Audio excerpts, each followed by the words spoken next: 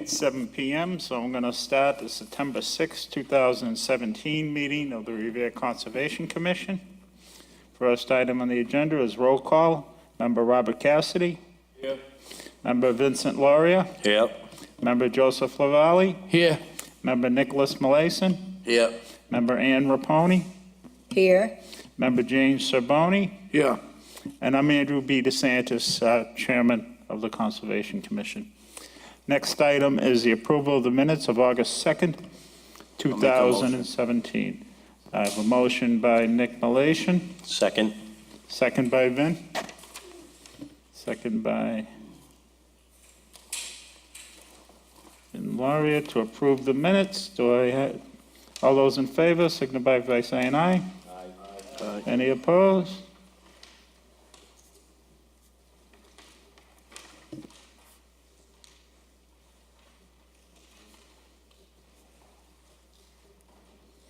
Next item on the agenda is a public hearing, abbreviated notice of resource area delineation for 459, 463 Revere Beach Boulevard, H&B Construction out of Saugus, Mass.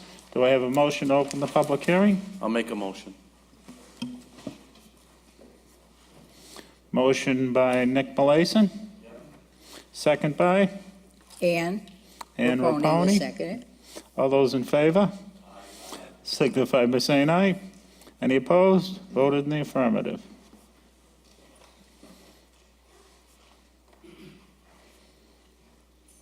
Rick, introduce yourself, please.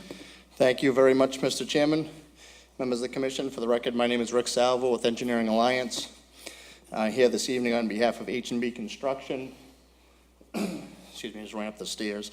Also with me this evening is Attorney Chip Nyland, who's also working on this project with us.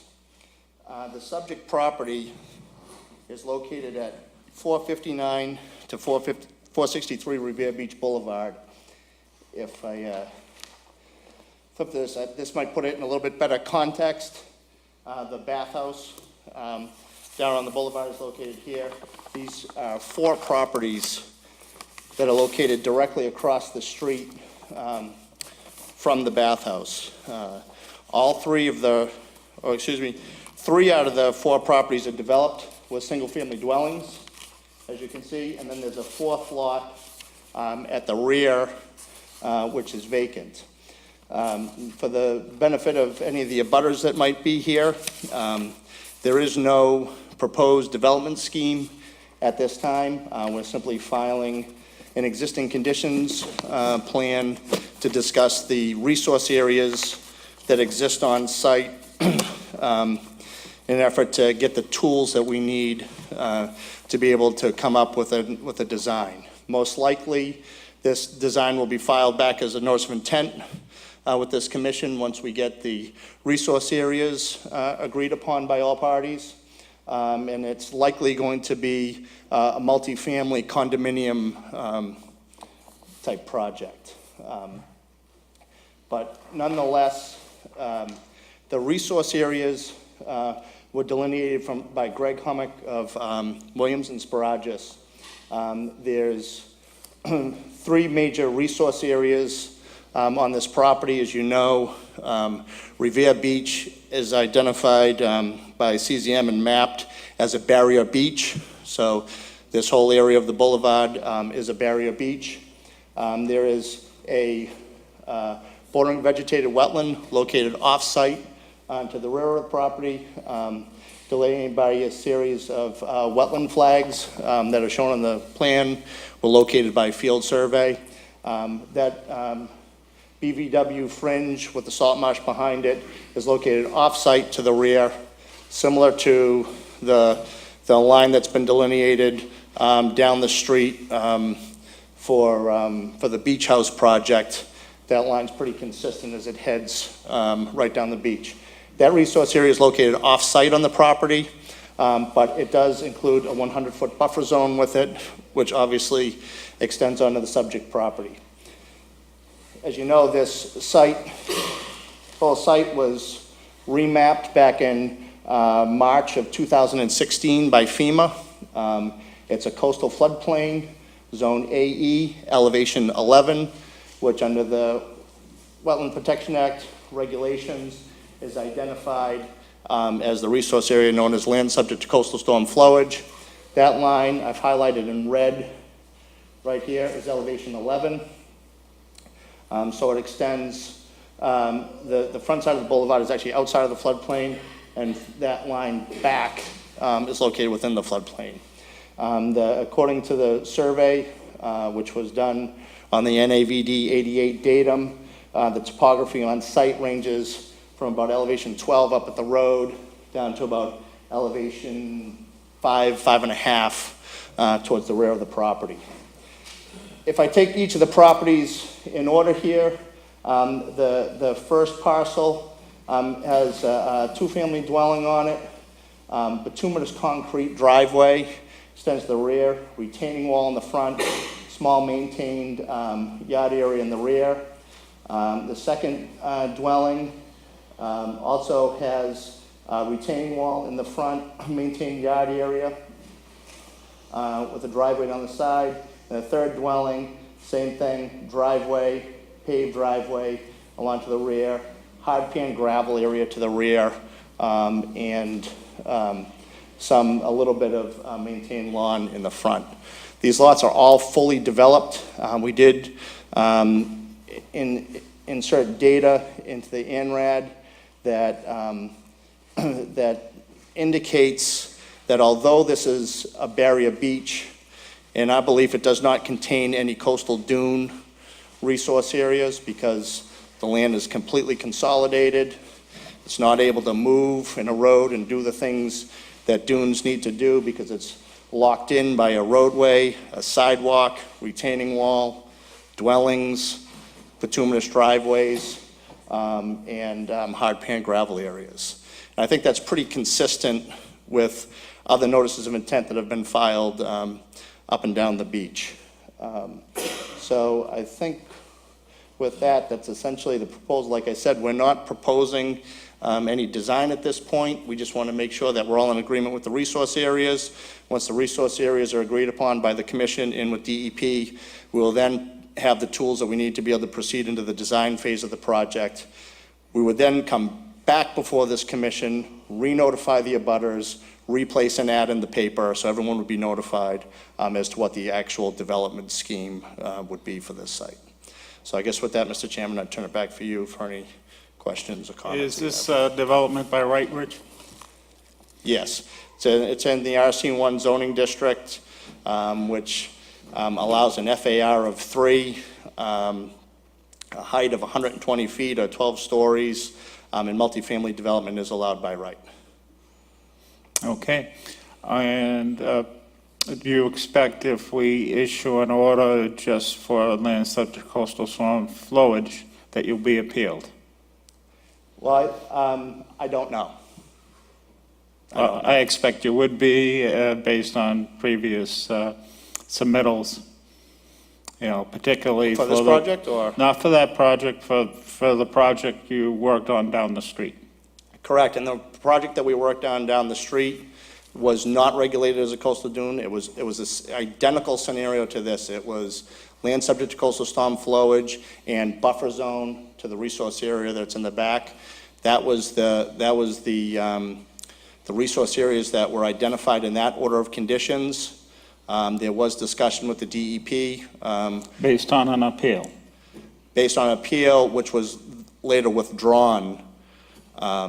So the resource areas that the commission had identified originally for that project, which is not And you too saw far the down. comments on the... I did see the comments, and that's a Application. discussion that we're happy to have with DEP if they so choose to have that conversation. Okay. Any questions from the commissioners? Yes, sir. Member LaValle? Is there an easement through one of the front properties for? There is. There is. Could you point it out? There's an easement that runs right down here, which is a sewer easement, which is for the benefit of the bathhouse that's across the street. There's sewer drains underneath the boulevard through this easement and connects to the sewer main that's located at the back of the property. As you might recall from previous filings, The sewer on the boulevard runs along the backs of the properties. It doesn't run along the street. But that's only, it's indicated as only 5 feet. Correct. So that wouldn't be used as an access to the property if it's developed. No, we would work with the entity that benefits from that easement to relocate that easement, relocate that sewer line, so to get it outside of the setbacks and outside of the development. And there, where would you have the availability of going through the property? So obviously the zoning has front yard setbacks, side yard setbacks, and rear yard setbacks. What we would do is we would relocate the sewer within those setbacks to get it outside of the zoning envelope, or get it outside of the building footprint, excuse me. And then where would be the access from the boulevard to the property? I think we're confusing two things, so let me just make sure you're clear. Are you talking about, so the easement that's there isn't for access? If that property is developed, Yep. how would individuals access the property from the boulevard? Oh, through a curb cut. We'd go to DCR and get a curb cut permit. Yes, but that property there is already owned by the 3 houses, correct? I think I'm missing. So the owner is going to purchase all 3 houses, demolish the 3 houses. Oh, all right. I wasn't clear. Okay, yeah, on that. and build a new development there. Okay, all right, thank you. But that would come in a subsequent filing. Anybody else? Yeah, I have a question. Go ahead. Member Savoni. Yeah, first of all, thanks for preparation of an ANRAD. We don't get too many here, so it's nice to see that before submittal of an NOI, especially in an area subject to so many resource areas. But I did have a question about how the BVW was delineated, and I know you mentioned something about it being consistent with other delineations in the area, but is that normal to see BVW preceding a salt marsh area, and why was it classified as BVW? Because that's a more favorable determination for you when you develop the area versus salt marsh. Yeah, no, the salt marsh is still there. Back years ago when the delineations were done, there wasn't a differentiation between the BVW and the salt marsh. Now there's a small fringe of BVW. I don't think there's a harm with both boxes being checked because there is a salt marsh back there. We're not trying to hide the fact that there's a salt marsh back there. We would expect that both boxes would be checked on the ORAD should the commission choose to issue one. Okay, thanks. Yes, both off-site, yeah. Through the chair, Go ahead, Member Lavalley. I'm not sure if you would have this kind of information, but is there a height limit on property at that location? 120 feet, How many floors is that? 12. 12? Thank you. And I can just say, even though we haven't done any development schemes here, there's no propensity from the developer to build a high-rise here.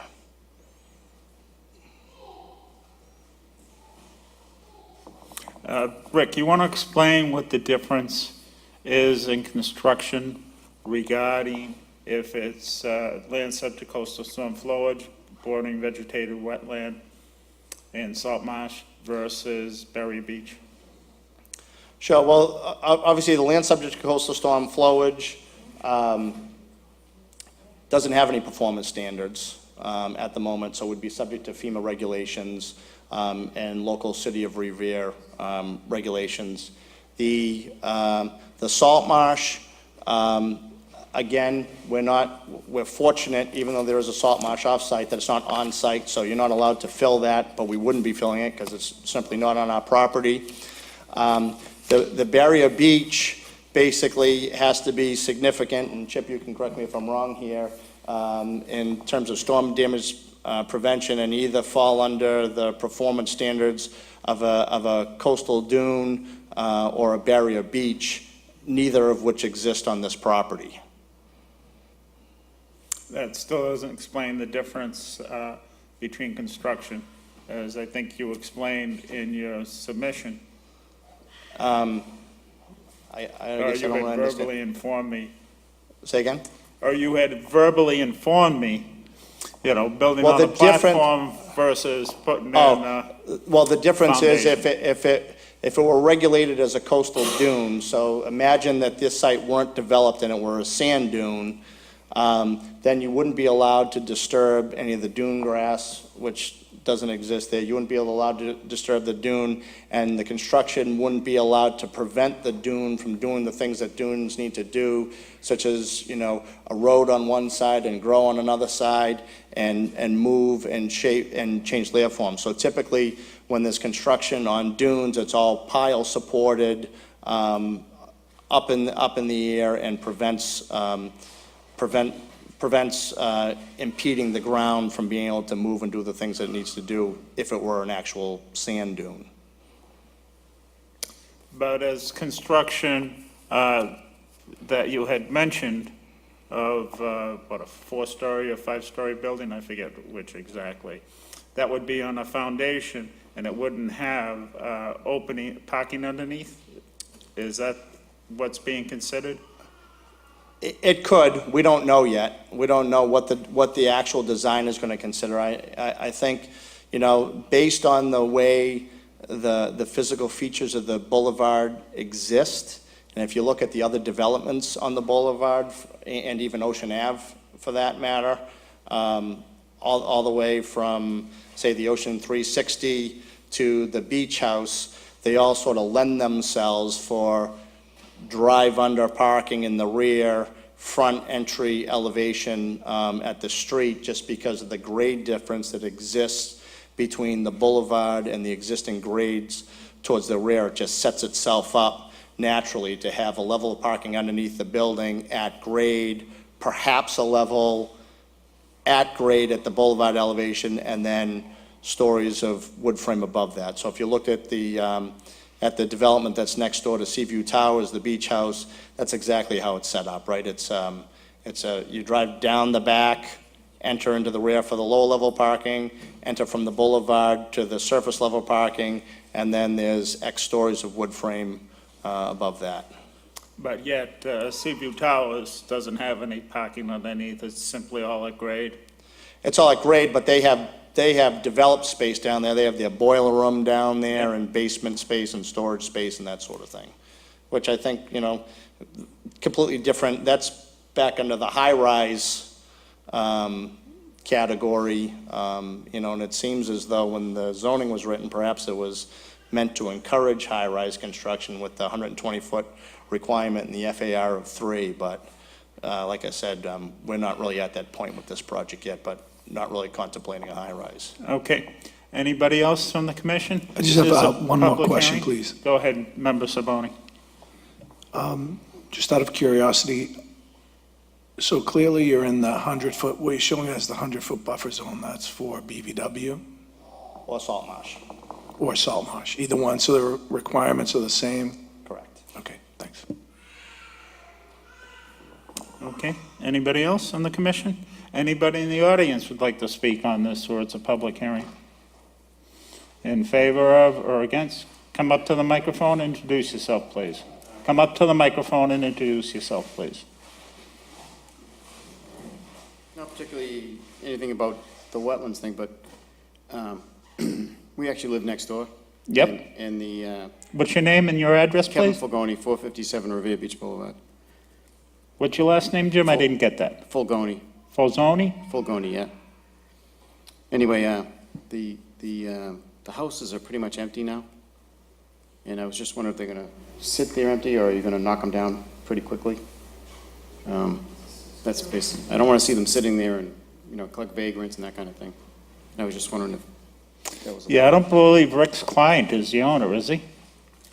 Not yet. He has it under agreement. So I guess the answer to the question would be the applicant's intent is to get through the permit process, which is likely to take several months. And as soon as the permit process ends and he receives his permit, close on the property, immediately demolish the buildings and begin construction.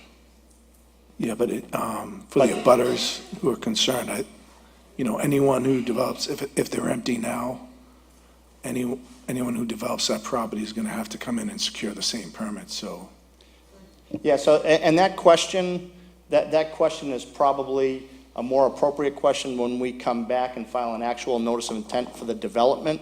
I think at that point in time, we'll have the actual footprint of the development and the contents of what the development's gonna be completely figured out, which will give us a roadmap to exactly what our permits are, and we would be able to give you a much better timeline at that point as to when things would happen and in what sequence. What was the timeline for that? I mean, that could say stay vacant. So the timeline, so the timeline for that is we have to get through this process, and once this process ends and everyone's in agreement, we then have the tools to go to the drawing board and design a project, which is probably going to take, a couple of weeks, probably going to take 3 to 4 weeks to actually design it, prepare a notice of intent, prepare all the stormwater calculations, the grading designs, understand what the footprint's going to be.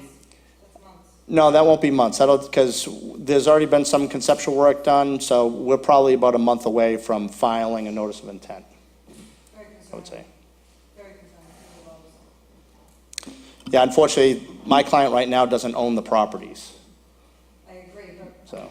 but three vacant houses is a concern for anyone that lives in that neighborhood. Yeah, I didn't realize they were vacant at this point, so.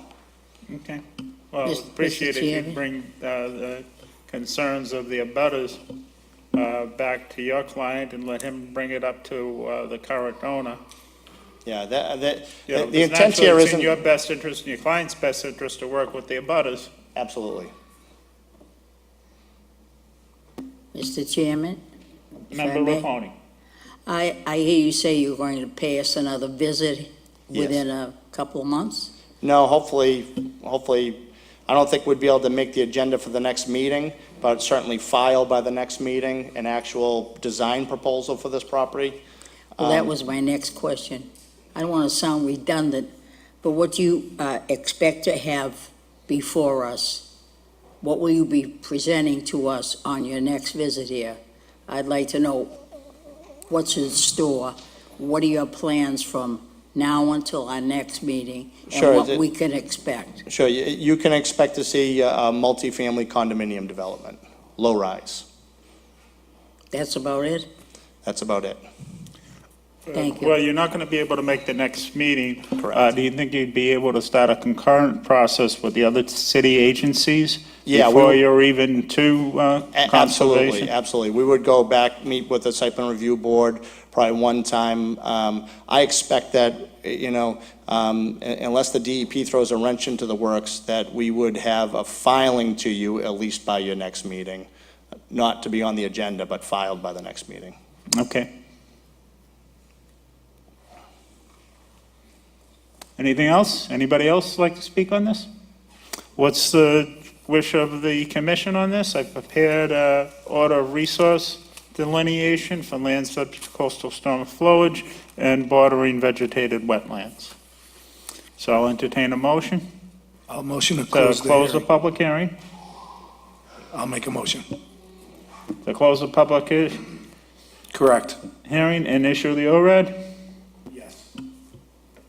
Do I have a second? I'll Yes, second I'll it. second it. Who spoke first? Nick? All those in favor signify by saying aye. Any opposed? Voted in the affirmative. Thank you very much for your time. Here you go, Nick.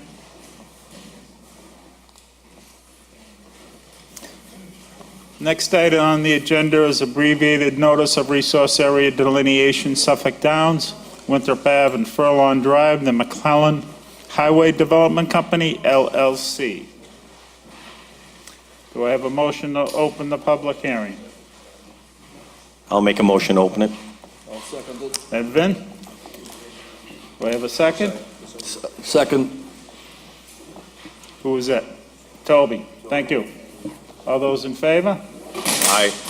Any opposed? Voted in the affirmative.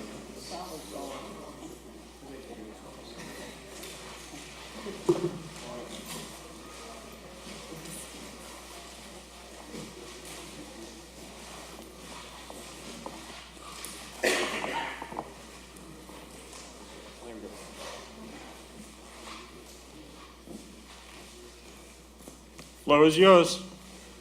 Good evening, Mr. Chairman, Commissioners. My name is Doug Manns. I am a partner with the H1 Investment Group.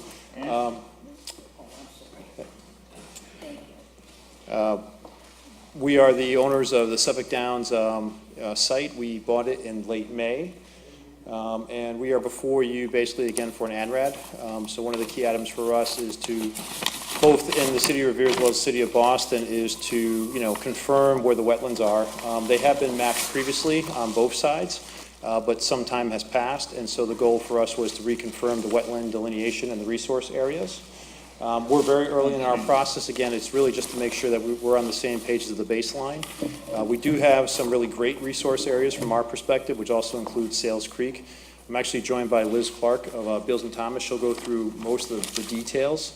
The one that I can kind of tell you that is, it is definitely our goal to incorporate the wetland resources into the open space network that we will develop in the future as part of the redevelopment. But again, we are also very early days, so the main goal was just to get on the same page with you guys to make sure that have the same understanding of where the wetlands are. And to be honest, not much has changed since they've been mapped before, but still we want to be before you and start this process. So I'll turn it over to Liz as she's going through more details. Thank you. Hi, I'm Liz Clark. I'm from Beals and Thomas. I'm a registered professional engineer, and we are the civil engineers and wetland scientists for the project.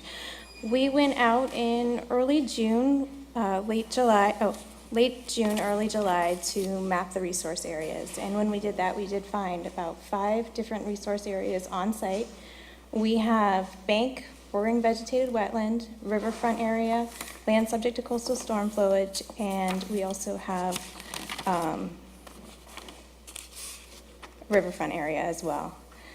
Sales Creek traverses the site, starting up near Winthrop Ave. It comes out underneath the culverts and daylights in the northern portion of the site. Would you speak into the Sorry. microphone, Yes, please, when you I speak? can. It then travels via culvert underneath Tomasello Road, opening back up just north of the track, and then going again under culverts into the infield of the track, and then leaving the site via culverts. When we mapped our wetlands, we did 5 different series in A, B, C, D, and H. The A series is the northern section of Sales Creek. In this area, we found only bank. This was delineated based off of break and slope. We did look at other indicating factors such as vegetation changes and soil modeling, and there was no bordering vegetated wetland vegetation surrounding this area. Our bank delineation does match the mean annual high water line. Going south, we're into the B and C series, just south of Tomasello Road. Again, in this area, we found only bank. There was no bordering vegetated wetlands associated with this area. And then going south again into the infield, this area we did find BVW surrounding Sales Creek. So in this area, we have the 25-foot urban riverfront, the land underwater bank, and BVW. The H series on the southern property line adjacent to Waldemere Ave is an intermittent stream where, again, when we delineated that, we did not find any bordering vegetated wetland area. It was just the bank delineation. And this stream doesn't show up on the USGS map. The land subject to coastal storm flowage is based upon... Point of information, could you point that out on the map, please? And that doesn't show up on here, is that correct? On the intermittent stream doesn't show up on the USGS map. We have the edge of the stream delineated on the plan. You're welcome. So the land subject to coastal storm flowage is based upon the 2016 FEMA flood map delineations. On our site, we do have the same NAVD 1988 datum of elevation of 11 throughout the site, and we did convert it to Boston City base. So we're showing the floodplain at elevation 17.46 and 16.46 on the site. Our site is generally flat in the Revere area, and it does encompass the majority of the site. It's delineated by a red line.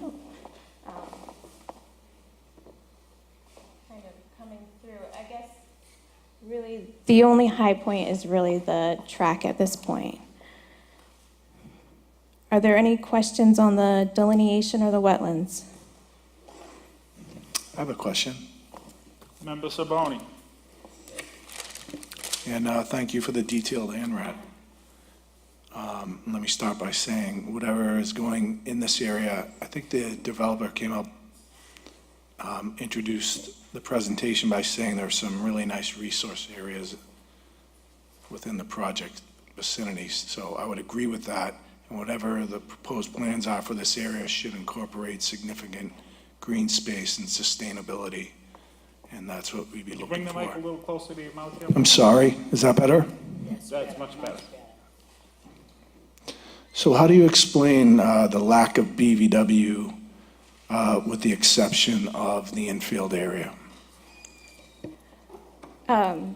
To clarify, our wetland scientist is at the Boston conservation hearing right now, and she can definitely provide more detail on that. My understanding is that there was neither hydric soils present once you got past the bank, and there wasn't any vegetation. There's a lot of Phragmites on the site, but there wasn't anything substantial around the A, B, C, and H series.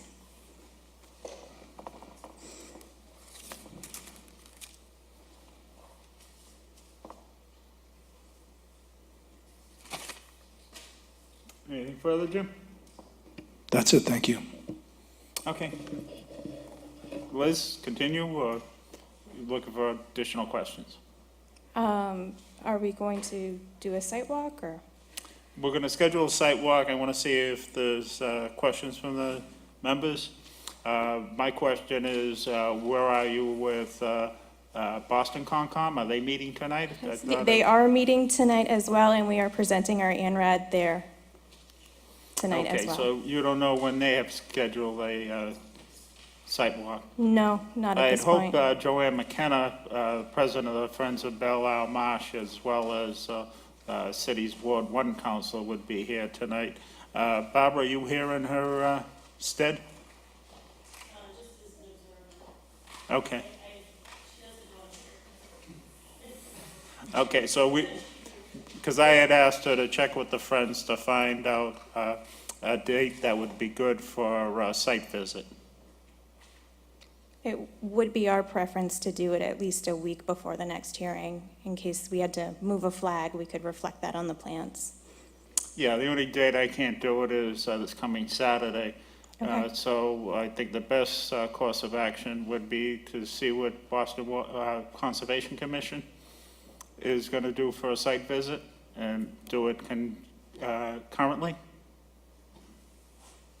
Okay. You know, I think it's a good idea for us to see the resources in Boston and for Boston to see the resources in Revere. Yeah, we definitely can facilitate that as best as we can. So we do not have a date yet from the city of Boston. Okay. All right, so we're going to maintain the public hearing open, is my suggestion. Then set up the site visit. Okay. I suggested on a Saturday because several of our members still work. They're fortunate they're young. Okay, we'll be in touch. Okay, so could I have a motion to continue? Make a motion to continue the next hearing, next month? Do I have a second? I'll second. Who was that? Bob? So we'll continue to the meeting of. Hey, Commissioner Stewart, clear. So next Saturday, this Saturday does not work for you, but the other Saturdays do? The other Saturdays do, yes. Okay, great, excellent, thank you. So next meeting will be October 4th. Okay.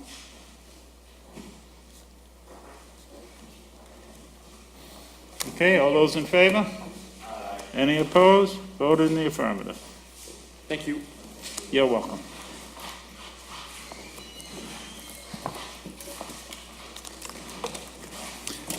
Next item on the agenda is a vote, DEP file number 0610694, request for a certificate of compliance, 101 Summer Street, single-family home, Kevin Marley.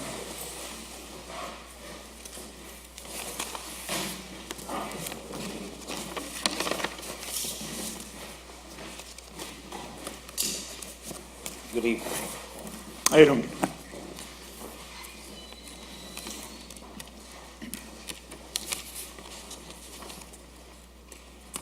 Floor is yours, Kevin. What was that? Floor is yours. My name is Kevin Marley, and this is in regards to 101 Summer Street for certificate of compliance.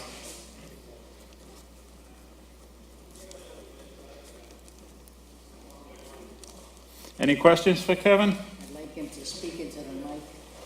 Any questions for Kevin?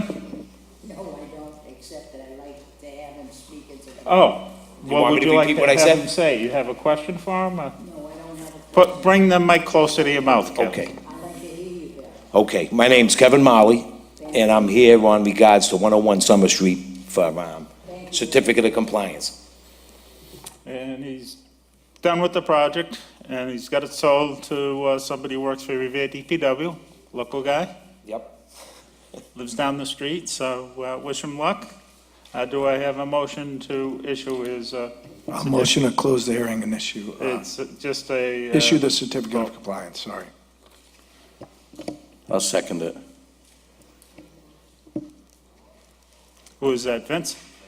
Oh, Nick. All those in favor? Any opposed? Vote in the affirmative. All right, we'll get this signed tonight. Thank you. Can you, sign the occupancy? Yes, I'll sign the occupancy.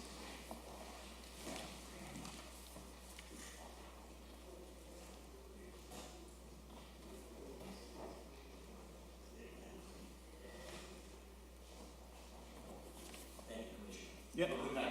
All right, Kevin, we'll see you.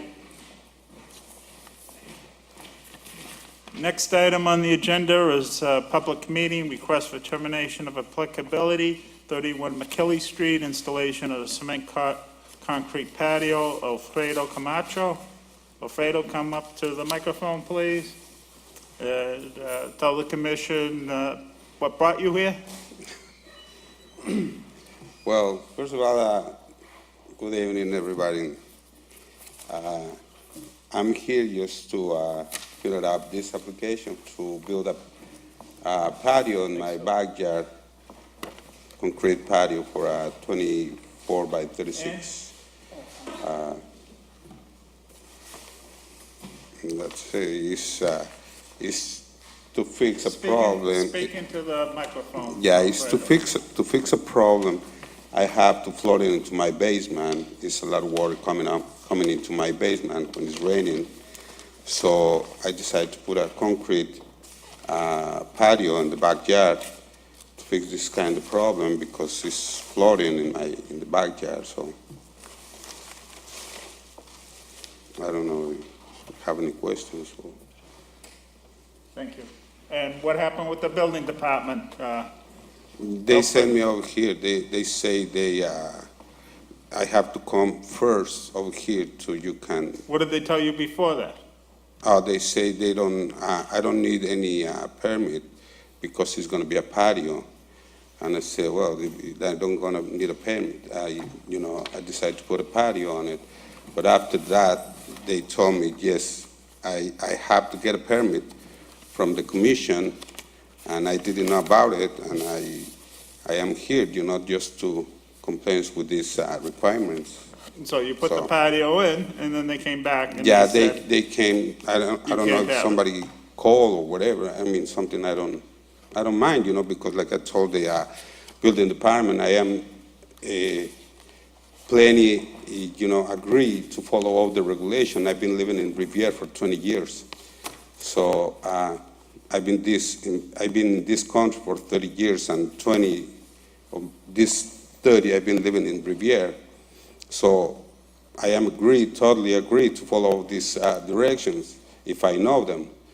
If somebody said, you have to follow these, I have totally agree, no problem. I have no problem to follow this. And they said, you can do it, I don't do it, but Okay. at this point, so. So what's the will of the commission on this? Can I ask you? Motion- Yep. Go ahead. Go ahead. I was just going to ask, Member LaValle. if this is, so the patio was already built? Yeah, Yeah, and I it- mean, I am. Well, let me ask you this, what is the elevation? Is it the same level as the property around it, or did you build it up a little bit, or? It's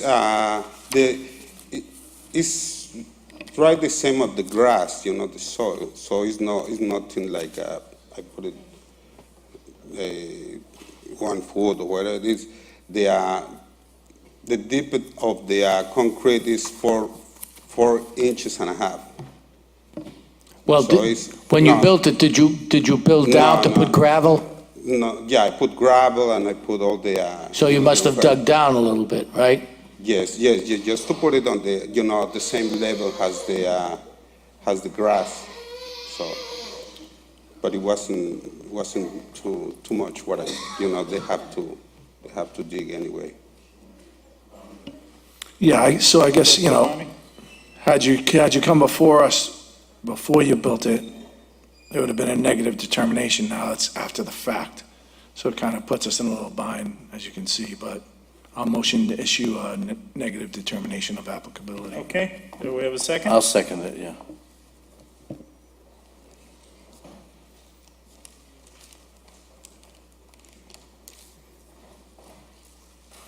All those in favor? Any opposed? Vote in the affirmative. Okay, you're all set, Alfredo. Almost there? Yeah. Thank you very I'm gonna much. make copies of this and then I'll send it to you. All right, thank you very much for the I'll time. email you a copy first so you can go to the building department and clear everything with them. I very appreciate that, and thank you very much. Okay, you're welcome.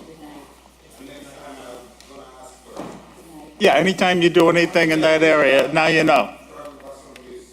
But anyway, thank you very much. You're welcome, Alfredo. And you see by the agenda items, we did get an appeal on 571 Revere Street.